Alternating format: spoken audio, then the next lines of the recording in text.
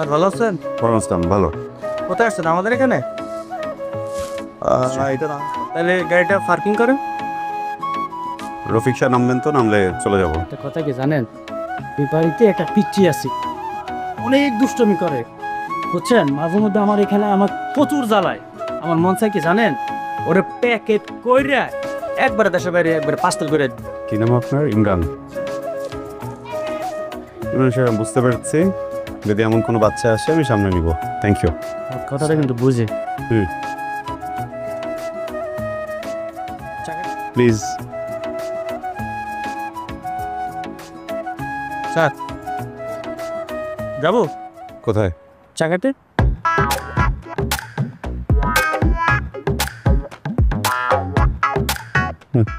Thank you. আসসালামু আলাইকুম। নমস্কার।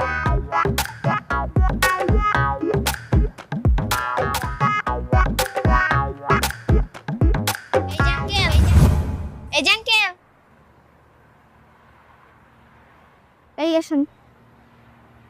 জি, এখানে গাড়ি রেখেছেন কেন? সরি, এখানে গাড়ি রেখেছেন কেন? এখানে গাড়ি রাখা নিষেধ। আমার বাবা বাইক নিয়ে বের হবে, আপনি গাড়িটা সরান। ও আচ্ছা, আমি এই যে পাত্রের বাসায় একটা আঙ্কেলকে নিতে আসছে, আঙ্কেল এক্ষুনি নেমে যাবে, নামলে আমি সরিয়ে ফেলি। গাড়ি সরাতে বলছি না। আচ্ছা, আমি গাড়ি সরাই ফেলবো তো, তোমার বাবা আসলে বাইক বের করবে যখন, তখন আমি গাড়ি সরাই ফেলবো। ওকে?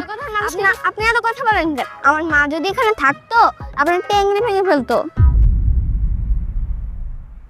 কি করবে? টেংরি ভেঙে ফেলতো। তোমার আম্মু টেঙ্গি ভেঙে ফেলবে? কি নাম তোমার?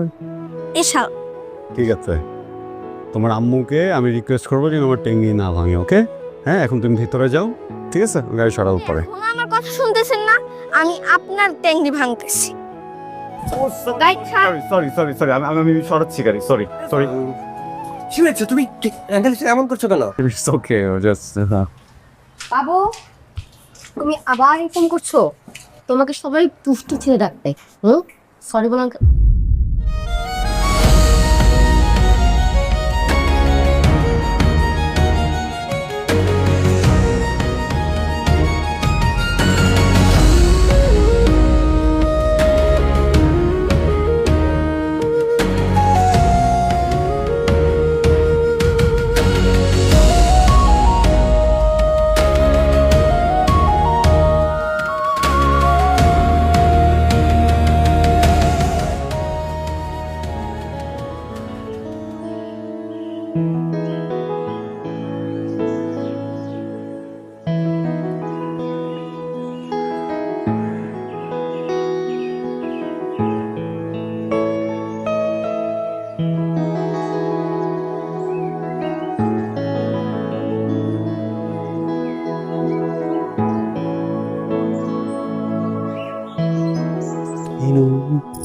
কাটা কাটা কাটা কাটা। মা, এগুলো কি ধরনের আচরণ তোমার বলো তো? টাকা খরচ করে তোমাকে একটা দেয়াল ঘড়ি দিচ্ছি, একটা টেবিল ঘড়ি দিচ্ছি, একটা হাত ঘড়ি। ঘড়ি কই? ঘড়িটা হারাই গেছে। হারাইছে মানে কি? বাসায় হারাইছে, কিন্তু বাইরে হারায়নি। বিছানার কোনো চিপায় পড়ছে মনে হয়, খুঁজে বের করবো। সরি। আচ্ছা, আমি একটা জিনিস বুঝি না, তুমি কথা শোনানোর জন্য কথার কোনো গুরুত্ব আছে তোমার কাছে? হ্যাঁ, গুরুত্ব থাকলে তুমি আমার কথা শুনতা, মানতা। ঠিক করবো কি কিনে দিলে তুমি ঠিক হবে আমি আসলে বুঝি না। তোমাকে, আমার পরমা সুন্দরীকে, যাকে দেখলে কি ছিল যেন, 1000 বছর ধরে দুনয়ন শুধু ওদিকেই রেখেতেই, অন্য কোথাও না ঘুরাই, না জাগি, কোনো কিছুর মাঝামাঝি আটকে থাকি। এসব আবেগী কথা বলে আমাকে আবেগে আটকানো ছাড়া তো আর কিছু পারো না তুমি। আমি কিছু পারি না? না। তুমি শিওর আমি কিছু পারি না? হ্যাঁ, আমি শিওর। আরে বাবা, এরকম করতেছো কেন তুমি আমার সাথে? একটা না সিম্পল জিনিস তুমি বলছো না। দেখো, তুমি আমাকে যে ঘড়িগুলো দিচ্ছ, আমি কিন্তু সবগুলোতে অ্যালার্ম দিই, বুঝছো? এসে আমাকে উঠায় দেওয়া, যে অ্যালার্ম বাজতেছে, যাই। কেউ উঠায় না, আমি কি করব? শোনো, তার মানে তো তোমার আমার সাথে দেখা করাটা তোমার কোনো প্রায়োরিটি না, এটা ইম্পর্টেন্ট না তোমার। তো প্রেম করতে আসছো কেন? ঘুমায় থাকো। 99% ভালো, ওই 1% সমস্যা ঘুমায় একটু বেশি, তো এটা তুমি একটু মেনে নিবা না? এমন করতেছো কেন আমার সাথে? দেখো, এই কাজল চোখের ডাগর ডাগর চেয়ে আমার মনের পানে আজকের মতো ক্ষমা করে দাও হে সুন্দরী। ধরি দুটি। হ্যাঁ, আবার শুরু করছো? একদম চুপ থাকো। নেক্সট টাইম দেরি করে আসলে একদম তোমার টেকনিকটা ভেঙে দিব, তখন বুঝবা। খুবই খারাপ।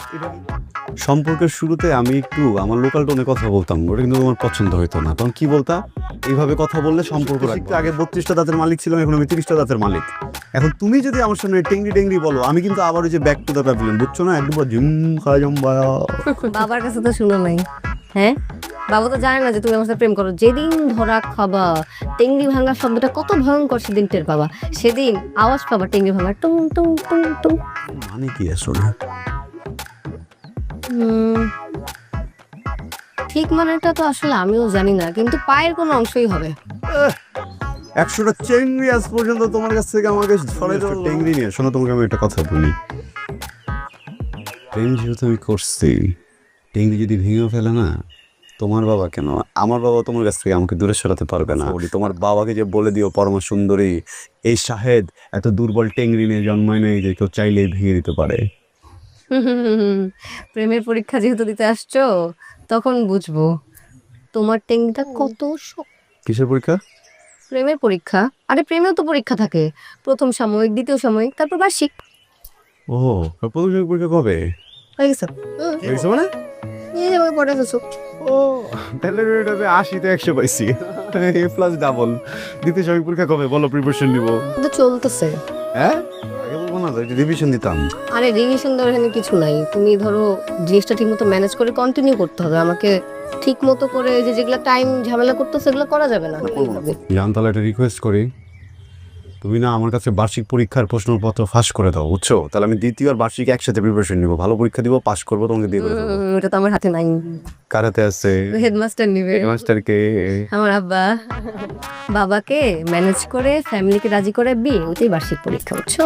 তাহলে পরীক্ষা দিয়ে লাভ নেই। আমার পরীক্ষা নেয়, পাস তো দূরের কথা, বিশেষ বিবেচনায় পাস তো দূরের কথা, আমি তো বিশেষ বিবেচনা ফেলও করবো না, বুঝছো না?